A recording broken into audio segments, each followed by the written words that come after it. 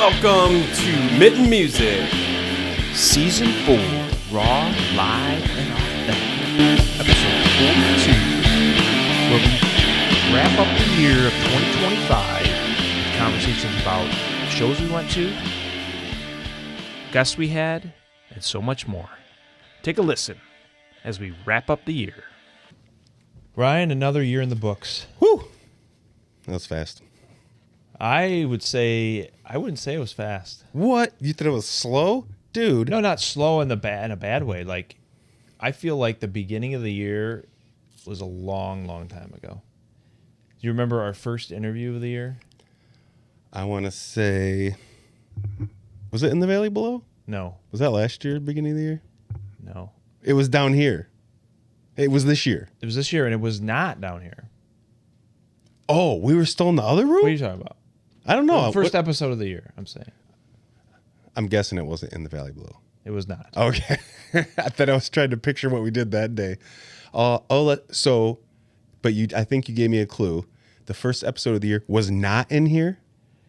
It was, our guest was not in here. Oh, it was a remote one. It was. Ooh. Our first of the year remote one. Was it a band? We were both in here. That's right. Was it a band? A band, or was it a single person? Single person. It was. Gosh dang. Stumped you right away. See how far back it was? You don't even remember. You good. can't remember that far. Uh-uh. Mike Ward. Oh, yeah. That was great. Yeah. I remember that interview. It was good. Man, that was less than a year ago then. Was that in January, you think? Yes. Oof. It was early January. Dang. And, yeah. So, like I said, this year went by fast, man. That felt like, I don't even remember. I guess, but it was a long time. So the most episode we've ever done. Last year we did 26, I believe. So like one every other week, or like 2 a month, essentially, right? Or no, actually every other week is what we did. And this year, this is our 42nd episode. Dang. We were on pace for one a week, and then it just... We did so much. It was a lot, and it was hard to just keep that momentum going the whole way. But we've done good. That was pretty good. Yeah. I'm satisfied. Yeah, we talked a lot. You talk about Mike Ward, so we had Mike Ward, singer-songwriter. Yep. We had a lot of singer-songwriters. Yep. We had Kyle Joe. Ooh, yeah. Kyle Joe. Kyle and... Kylee and Chris Kylee DuPont. and Chris DuPont, yep. And then Spencer LaJoye. Yep. And they're all kind of a little bit of a crew, right? But we got them all separately throughout the year. Gang of folk singers. And now I wouldn't say she's a singer-songwriter. Well, she is, but she's a little bit different feel than those four. Rebekah Jon. Yes, Rebekah. And we got to see her at the Stray. That was a highlight for me. Rebekah, interviewing, talking with Rebekah Jon. Yeah, that was a good one. Yeah, we got to see her. She's cool. Her play her new album from start to finish live. Yep. So that was cool. Dang, we went to Sounds of the Zoo in the fall, so that's becoming a thing now. I feel like year. Every fall, I'm guessing we'll be at Sounds of the Zoo. We'll see you again, Jennifer. Don't worry. Yeah, like there was so much happened in that day. It's even like the conversations we had. It's like, man, that wasn't even spread out. That was one Saturday. And we did a lot of this year for a while there. We did a lot of remote interviews to cover more parts of the state. That's how we were able to do so many episodes. Yeah. But we've come to kind of the point where they're fine. They go fine. It's a great way to talk to people, but that in-person for sure conversations still are our go-to if we want to do it. Yeah. I mean, not again, I'm not getting down or after any of our remote interviews, but man, when someone's here in the room with you, at least for myself, it's like an extra layer of passion comes out in the conversation. And maybe I'll even think of things to ask then that came out that I wouldn't have if it was a remote one. So yeah, all that to say is everyone that we interviewed remotely, we'd love to interview you in person as well. Yeah, definitely. We owe it to you. Yeah, and a lot of it, and like you said, they're on either east side of the state and up north, because we talked to Levitator and Rebekah Jon up north. Yep. We talked to Taylor DeRoos on the east side of the state. There were several others. I like I said, 42. It's hard to episodes. Well, it's hard to remember. And actually, we interviewed more than 42 people this year. Because Sounds of the Zoo, for example, like some of our episodes have multiple interviews in them. Yeah, so I mean, we did more than the episode count. What do you think we're up to? For this year or total? Ooh, for this year. I would say this year we were close to 50. Okay. Would you say we're close to 100 overall? Yes. Ooh. Yes, we are getting pretty close. 2026, we'll definitely hit that. Ooh, cool. But we're over 100 episodes total. Yep. For the 4 years that we've done. So we've definitely hit that milestone. Yeah. But we haven't done necessarily 100 interviews yet. Fair enough. Man, that's the last 4 years. Yeah, we keep every year it's more conversations. I don't think next year we'll probably have, I don't know, maybe we'll top 42, but it won't be much more. Yeah, it's only so much you can do, guys. That's right. Unless you start buying our merch and we were making money, then we'd do this all the time. We do it every day. Yeah. That's By the way, we do have merch on our website. Go check it out. Yeah. themittenmusic.com. Get a hat like Ryan. Yeah, you can get a hat like me. It's pretty sweet. So yeah, we had a lot of conversations, a lot of good stuff this year. Just speaking of stuff in the industry, we were talking a little bit before we started chatting here about new venues. Oh, yes. And there's one big one still not completed yet. Nope. But that doesn't stop them from scheduling acts already all the way through into the summer now, I see. What's it called? I know it's the amphitheater. Acrisure? Acrisure. Yeah. That's the company that's sponsoring it. Yeah. It's not like the DeVos Amphitheater or the Van Andel Amphitheater. No, it's kind of interesting, isn't it? Broke the mold. Cause I remember there was businesses, it was a bidding war on who got to pay the most to get their name on the amphitheater. Yeah. So I don't know how that works out, but man, I bet you that costs a lot of money. Oh yeah. And I wonder how long it goes for. So is this gonna be one of those name changing things like every couple of years, right? I don't know. When's LMCU ballpark gonna be something else? I mean, Pine Knob when they get bought out by another bank. I guess like the Pine Knob. I'm glad it's back to Pine Knob, but it changed its name a couple times, I thought, right? Yeah. Oh, yeah. Well, no, it was DT most of the time, but there might have been other name change, but yeah. Yeah. But nobody called it. I mean, I shouldn't say nobody. A lot of people still called it Pine Knob. Yeah. I always did. People I knew did too. Yeah. But yeah, the amphitheater is going to open up. Dang. In the spring. Yeah. I was thinking when I was hearing the types of acts that are getting booked, I was like, man, it sounds like an extended Frederick Meyer Gardens, because a lot of the bands that I just noticed being booked, I'm like, either they have played at Frederick Meyer or they kind of fit that type of like, whether it's classic rock. I mean, they had 90s stuff. Seems like they always get into a couple 90s bands, some classic rock bands, some pop, I guess, a country thing. I don't think Motley Crue would be playing at Meyer Gardens though. No, probably not. But you're yes, right. They're selective. There's certain ones. Yes, yeah, I agree. There's a little bit bigger than Meyer Garden crowd. Yeah. So yeah, I'm curious. I'm curious to see how it's going to sound. Yeah, I'm curious how it's going to potentially impact Pine Knob or not impact Pine Knob. Now, I think most of the acts are not going through to Pine Knob. Toto is. They're playing both, and I think there's a few other ones that are going to do both. So it'll be interesting to see if it impacts ticket sales for Pine Knob on their shows or really not. It just means that I think more people don't have to travel across the state to go see us. Yep. I think if anything, this will bring some more people to. But there's also, we have a lot of shows going on already that bring people in. So I don't know what this would do to pull any more, because the type of acts still, I mean. Right. And we'll draw from, I'm sure there's people down closer to the southern part of the state that will come up to Acrisure that would never go to Pine Knob just because it's that extra. Fair. Yeah. That's a good point. Yeah. That's a really good point. And they don't want to go into Chicago because maybe it's more of a pain to travel in there. So interesting. Yeah. I'm curious. We'll see how that goes. But other venues that opened up this year. Let's talk about this. Let's talk about a couple venues that closed, which is always a bummer to talk about, but there's ebbs and flows. So there's some ones that closed their doors and some that opened their doors. So Turnstiles here in Grand Rapids closed. Sad, yep. Yeah, that was sad. They were doing they had a great niche there, I think, for bands. They were around about 4 or 5 years.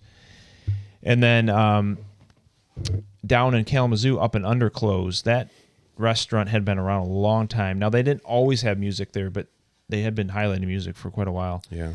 So they closed. But on the flip side, there's a new venue in Kalamazoo called the Glow Room. The Glow. Now, they're relatively new, haven't had a ton of shows yet, but they're getting going. And then here in Grand Rapids, now it doesn't replace Turnstiles because it's a much bigger venue. It's actually going to be more of a competitor to Intersection, is the Big Room. The Big Room? Yeah, have you not heard of that? No. Yeah, so it's a big room. So they having concerts there as well. They've had a few so far this year. It just started like, I don't know, 3-4 months ago. Have you been there? I have not been there yet. Okay. Hecky Turtles and Joe Hertler and the Rainbow Seekers just played there a few weeks back. Cool. And then there's been a few other shows. I'm surprised that I haven't heard of it. So that one will be a mix of, I think, local bands as well as some national acts coming through. That's like, we like that. Yeah. That's cool. Yeah. More places for these guys to play. And I'm sure there's others that have closed their doors and opened the doors this year. Those are a couple at the top of my head I can think of. Sweet. Yeah. If anybody else has heard of any, let us know. Yeah. At least to get on our radar. That means that it's not on our radar. Right. But yeah. Another cool thing in the news, kind of talking about that, is, was it last year or the year before, the Kalamazoo State Theater closed its doors for a temporary period of time. But now... And they're back open. Well, I don't know if they've opened yet, but they were... The ownership has changed. That's right. That's what I was thinking. And it's actually a younger couple that bought it. Ooh. And I'm excited to see them open that back up and Heck yeah. get things rolling again. For Hope sure. our friend Harry will get his gig back. Right? That'd be awesome. We should ask him. I bet he'd give us inside info. He's got to know something, right? Yeah, we should reach out. Yeah. You would think he would stay close to that. He loved that job. Are we going to become journalists now? We kind of are, right? Yeah.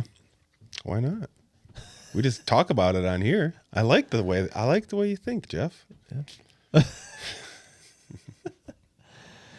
So you talked a little bit alluded to, we saw Rebekah Jon, but what other shows do you remember this year that you went to? So, Belly Strings at Van Andel, that was like, I felt like this year went by so fast. And I was saying earlier, before we got going, I felt like I didn't see a lot of shows, and that this year went by fast. And then we were kind of, just thinking back, and I'm like, oh, we did. I mean, I did go to a bunch of shows, but I think the prior 2024, I think went to a lot of shows. Yeah, so it's like, it's interesting how that played out. But Billy Strings, that was a highlight, man. That was cool. That was that he played for I can't believe he can play like that all night long. It's like 3 hours. They play a good. I mean, they give you a show. Yeah, it was just him and his band. Yeah, there was no opening act. Yep. The first song was like 15 minutes long. It was awesome. Everybody got to highlight their instrument they were playing. It was pretty cool. Yeah. And I will say that I like Billy Strings, but it's not typically my type of music. But his live performance is really neat because I would say it's more that feel of that jam band. Like they just, like you said, a 15-minute song because they were just going into instrumentals and just doing all kinds of things. And they did that in a lot of songs throughout the night. So, yeah, that was cool. Also, Billy Strings came to his home elementary school in Muir, Michigan. Okay. And gave a brand new guitar to every kid in the school. Wow. It was 200. It was over 200 guitars. He hand gave one to every kid. That's amazing. I can't remember if it was this spring or this summer. Or it probably wasn't in the summer. It was either spring or fall. Yeah. But yeah, I just read that article the other day that I was like, dang, that's cool. Good for him. And he adopted a highway. Did he? Yeah. Billy Strings Highway? A part of 196. Or 96, I should say. Over by like Ionia area? Or? Yeah, in that area. Yeah. Yeah, Well, that's cool. Yeah. I've always heard of that. I wonder how much that costs. I don't know. It's probably like $10. Maybe. But you're supposed to take care of it. So you're supposed to clean up all the litter and stuff. I thought you just gave money. I think that's the intent is that you pay money that helps the roads, I think, but then you're supposed to keep that section clean. Yeah. Oh, that makes even more sense. Yeah. So yeah, he's giving back, which is awesome. Good stuff. Good job, Billy. Yeah. We appreciate you. Yeah, I went and saw I saw quite a few shows, I feel like, in the beginning of the year. Then I kind of took a hiatus in the middle, and then I've hit up a few more shows towards the end. But ones that kind of stuck out. Well, I got to see Sponge early in the year. That was interesting. The Pyramid Scheme. That was their 30th anniversary of what's the pinata? Rotting Pinata. Yeah. That was the 30th anniversary. Yeah. So yeah, it was called Rotting Pinata. Yeah. So that was cool. And then dang, 30 years. Yeah, no. That was a good one at the Scheme, and I'd never seen them when they were in the early days. I did. In the 90s, I saw them once. You did, you? Yeah. It must have been it was the Orbit Room. Okay. Yeah, I remember it now. Yeah, that was cool back then. But yeah, I would have loved it. And I'm sure I probably would have went. I'm sure there was some reason why I couldn't. Yeah. But yeah, that would have been a sweet one.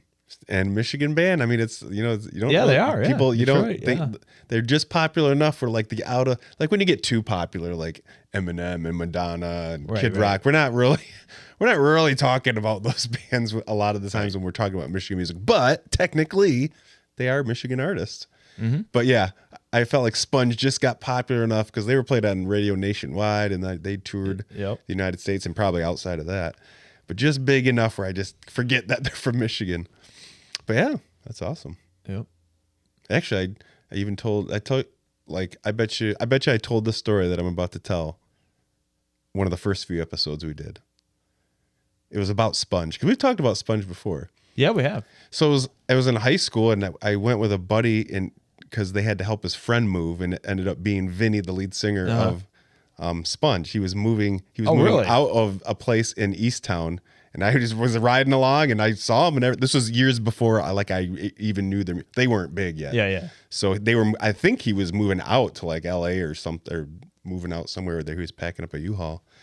But yeah, they said, "Oh, it's Vinny's, and it's called Sponge," And then a year later, like I think Rotting Pinata might have come out. But yeah, I was junior high, maybe I was in 6th grade. I don't know. It was cool. Yeah. It started back then. Right? I was into Michigan music before you were born. Man, we're going to be able to say that at some point to somebody. Oh, yeah. Getting young kids at these shows, I've noticed too. Yeah. It's awesome. Got to get more out there for sure. So sorry, I was totally derailing us here. Any other memorable concerts from this year? I got to see Max Saturn recently at the Stash at the intersection. I like them. I like them. I think I saw them a couple years ago when Dirty Honey came to the intersection and they opened up, and I was like, "Whoa, these guys are like kind of." The lead singer is very charismatic, moves around the stage. I liken him to like Mick Jagger without he's really a showman. He's a showman. He's just he's a good front man. It was interesting though. Like the Stash stage is so small. Yeah. And so he wasn't able to move as much as he normally would. But sure. I got to see them, and it was a great performance. And they've put together a lot more music since then. And so I enjoyed that. But I popped around. I saw quite a few shows this year. A lot at the Stray. Rebekah Jon. Mm-hmm. John Hayes was there on a different night. So yeah. I'm trying to think of anything else that popped out. But yeah. So I got lots of stories, right? I was on Reddit today and someone asked a question about the intersection. They said, I've been to a couple shows and it's always been in the Stash in the front room area. And they were asking, why am I seeing so many bands there? Like it's full. Like they said, it's kind of whether it's sold out or not, I don't know, but it's full. And no one's playing and doing anything else in the other two venues or whatever. And I was thinking, I'm like, oh, that is a good question. And I didn't say anything. And it was early enough where no one else was commenting. But I was wondering, I'm like, I wonder why that would be. I'm wondering what day of the week it was. Because if it's a weekday, it's probably a lot of effort to set up the back intersection. And it's probably easier for the Stash. So that's one thing. If they know how many tickets they're really going to be able to sell the day of or ahead of time, knowing the band, they can probably plan for it to be there. Right. And if you sold out, even like a filled up Stash getting put into the main intersection is going to look like there's not many people there. Well, even Elevation. Yeah, or Elevation even. Because Elevation's probably more like a 400 person, maybe a little more than that. But it just tells me, and I think they said they saw a national act that played at the Stash. And I'm like thinking, yeah, well, maybe they can only pull 300 people. And here's the thing I would say to that, right? 200 or something. It's probably good for you because you didn't have to fight the crowd you got to see them close up. Right. But that's the bonus. But I agree. Like when I saw Max Saturn, it was a Monday night. Yeah. Unfortunately, in Grand Rapids, you're just not going to get a very big crowd, I don't think, typically. We saw In the Valley Below on a weeknight there at the Stash. Yep. And I agree. I think they know. I think the venue's got a pretty good take on how many people they're going to get and where they fit. And the other thing about that is, not only is it you have a bigger space to set up, but you have more staff to set up or have. And you're because you have multiple bars. And you're selling less booze. Right. If you don't have a big crowd, you're not going to do it. So it's just lose all around not having the Stash. Yeah, but I mean, it is cool to have something open there some nights of the week where you don't have to go to the other. So that's our feedback for you, Reddit user XYZ. But, it kind of goes back to the thing that I would love to see get built up a little more is more people going out to shows. Yeah. And if you can get bigger draws in certain spots, then yes, you can open up some of those bigger spots. Did you, when you were younger, let's say college age, let's say when you started going to concerts more, you had college, post-college, but younger, not any time recently, drinking age maybe even. Okay. Would you go out to a concert venue without knowing who's playing just to go out to do something that night? Or did you only go because you got tickets to see a specific band play? Well, I would say the general question would be, well, no, I think it's a yes and no. So I would say when I was younger, especially, I didn't live very far from Pine Knob.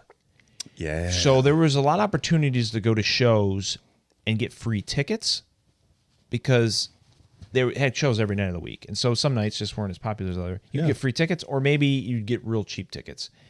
And so I would go there quite a bit and maybe not even really care who was playing. And we treated it like the mall and we walked around and hung out. Now, there was other shows we were intentionally like, for sure, we're going to see this whole thing. So, yeah, I got you. And it was always, you had background music. It was really what it was. But I will say when I was in college is really where I got introduced to more local music. And I did go out a couple times to see bands because other people said these are ones to go see. Mm. And I always wanted to go hang out and go see some music. And I was introduced to some great bands. Cool. Like Domestic Problems. Yeah. Knee Deep Shag. Papa Vegas. I don't think I ever saw Mustard Plug, but I remember 19 Wheels was the other one. Yeah. I remember. You saw 19 Wheels? I did. I told you about my story seeing that. That's when I first saw the Verve Pipe for the first time. They opened up. 19 Wheels opened up for them. Yeah. That would make sense. And they're not from Michigan. I think I looked this up. I thought they were Michigan. Yeah, they are a Michigan band. I'm pretty sure. Yeah, Lansing. I think they're from Lansing. I'm pretty sure. You're right. Because at one point I thought they got popular enough and I heard someone that I knew was not into Michigan music at all. They were like, whatever. They mentioned them in it. Yeah, I don't know. But at one point I felt like they got popular enough that it's one of those bands. I forgot that they were from Michigan. But then for the longest time, I felt like I had to look up, were they really from Michigan? And I remember doing that. Anyway, sorry. I'm making the pieces fit here, guys. Right. But, I mean, that's kind of my take. But I don't know about you, but I think we've talked about this before. Yeah, I got to that point, and I was going to actually relate it to something. I wasn't just talking. For high school, definitely getting tickets to a specific show. Like once in college, I went to Calvin College in Easttown area, right? So the old intersection was in Mulligan's right there. So we were there all the time, and it was kind of like a hangout spot, even on nights that they weren't having shows. There'd be a bar would be open, and if you knew like the guy, they weren't like open. Yeah, they wouldn't let several people in, but if you were a regular, they would let you could just hang out. So we did that quite often, and then some nights I would go there just to kind of hang out, knowing there was gonna be music. I just didn't know who it was gonna be. I'm like, let's find out. So it got to that point, and I was gonna relate it to like these days. I just feel like that I never hear people doing that, and maybe it's just because I don't frequent places as much as other people do, and I'm just not hearing it. But I just feel like people don't do that anymore. Even the younger kids that I know that are college age, like I think I asked this question before, and they're like, "No, I would never do that." I was like, "Really?" Yeah, it's interesting, and I think it's crazy to me a little bit because the cost of concerts is so expensive. Yeah. Like to go see the one you want to go see, you only see a couple probably That's a year. true. That's a good point. But you can go to a bunch of local shows for pretty darn cheap, and you might enjoy it more. But whatever. Well, yeah, and like I said, it was there was a bar at the old intersection where it was kind of like you could treat it as a bar itself. Like even if no band was playing, you might go there and hang out with your friends at your local bar. Right. So that was a reason to go. That wasn't music, and then you just happened to But yeah. I think the other part that maybe affects that a little bit more is this isn't like across the board, but younger people are drinking less. Yeah, yeah. So to go to the bar isn't as much of a thing as it used to be. No, so you don't want to go hang out with your friends. Yeah, and there's music maybe you don't know, but it was like, let's go at the bar and get a couple drinks and there's a band playing. Maybe more apt to do that. But now if you're not really interested in drinking, you're going to go do something else. Potentially. What do they do? We got to ask your kids these questions. Yeah, I mean, they find other things to do, I guess. They're that age. But, yeah, I mean, it is different. So anyway, yeah, I mean, a lot of good shows this year again. I didn't get out as much as I would like to either, but there's always next year. So yeah. Plenty out there. Oh, yes. I will say, though, this year, I feel like, and maybe this is just a feeling versus true accuracy of time. But like, and last year too, but I feel like since COVID, I think the industry was really at a good spot and then COVID hit, right? And until this year, maybe last year was really starting to feel full again. There's more concerts. I agree with that. There's definitely more music getting produced. And speaking on that, like we do a daily post of new music every day, and we haven't repeated an artist all year long. He does a great job. And we're not going to repeat one all year. So that's crazy. That's legit. And we're actually going to have to roll into next year with some of this year's. So that's how much I'm not saying is out there. I enjoy every bit of it. And there's genres that I'm not necessarily into and all that. Yeah. But there's new music getting produced across the board, across the state. And that's something for anyone listening that knows of a band that doesn't really fall into the a genre of a band we've talked to or an artist. We want. I feel like we need to be introduced to some more. Mm-hmm. Since we don't I'm not big on rap and hip hop, so I don't know anything, and I don't. My friends aren't. So I wouldn't even know where to go to look. So I was looking recently. I was like, where do you see a hip hop show? And then coincidentally, Intersection will have something like that. Yeah. So I'm like, I just need to go to one of these, I think. Right. And just start asking around. But if anybody knows of an artist that's just out of the realm of the types of bands we talked to, let us know. Introduce us to some bands or tag us on something. Yeah, hip hop and rap and country are probably the ones we haven't really covered that. I mean, you could say we haven't really done jazz or blues a ton, but there's not, I don't get the feel there's a ton of that opportunity, but there's definitely more rap. And we should reach out to actually, is it Braden at Rap Roots? Yeah. Media. Cause I know he covers that scene. Yep. We should, we should talk to him. Yeah. We should look him up. But yeah. And then country, I mean, there's a few country bands out there like Bootstrap Boys and some others that are out there, but yeah, we need to try to, which I guess maybe leads into where we're going next year. Yeah. Vroom, vroom. Vroom, vroom. Zoom, zoom. On the road. We've already to be fair, we've already been on the road. On the road again. Preparing for next year. Ooh. We're moving, folks. We're moving out of Michigan. So the studio interview you see here is maybe the last one for a while. Maybe we'll do some next year. We'll see. But we'll find a reason to. Our intent is to be out there with you. Yeah. Yeah, we've gotten some practice already. Yeah, going on site to a location, a venue, talking to the venue owner or someone that works there, talking to the bands that are playing that night. It's been freaking sweet. Yeah, that's been cool. And we're looking forward to booking some more of those this year. And but you and I need to sync up on a few. And there's more shows finally showing up in 26. So we've got a few venues on our target list. But if there's something that like you as a band or you as a venue or like, yeah, come on out, do some interviews before the show. Let's talk about the venues, talk about the bands. Reach out to us. Name one venue that you are looking forward or you would like to be able to hit up and interview some bands that's not in like the West Michigan area. It could be anywhere else in Michigan. I would like to go up to the Alluvion in Traverse City. Ooh, that's a good one.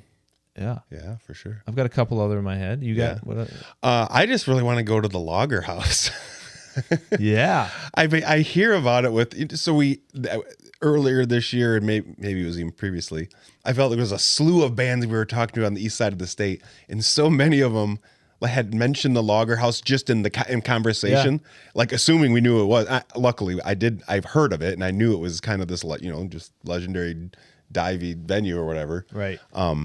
But and then I'm seeing a lot of the bands that are friends with other bands that we've talked to, and they're sharing their poster of where they're playing this weekend, and I swear half of them are like at the Lager House. I'm like, man, I gotta go to the Lager House. Detroit. I don't know what it looks like or anything. It looks cool. I'm excited. I mean, there's plenty of ones I want to go to. We're not gonna be able to hit them all up this year, but I know you've mentioned like the Blind Pig. That might be a possibility. Yeah. Yep. Yeah. We should definitely dig it out. Machine Shop in Flint. Yeah. Machine Shop, Gruel Hall in Lansing. Ooh, that's a good one. You've been there. I've been there You've one been time. To a show. Yep. I have yet to go to a show there yet. It's cool. Yeah. There's definitely plenty of venues. The Temple Lounge.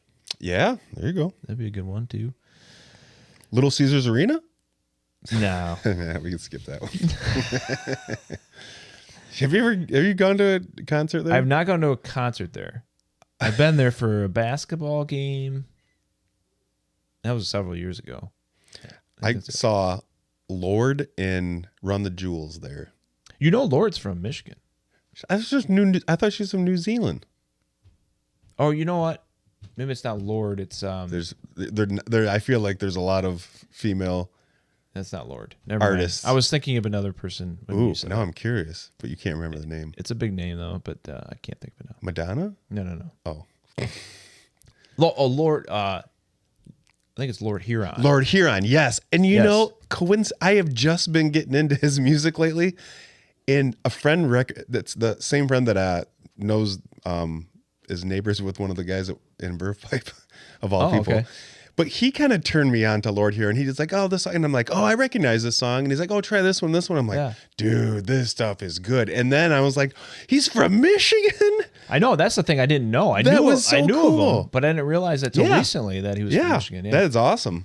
Yeah. So that would make sense. That's why when you said Lord, I was thinking Lord Huron. No, Lord, the pop artist, the younger female pop artist. Yeah. She's from New Zealand.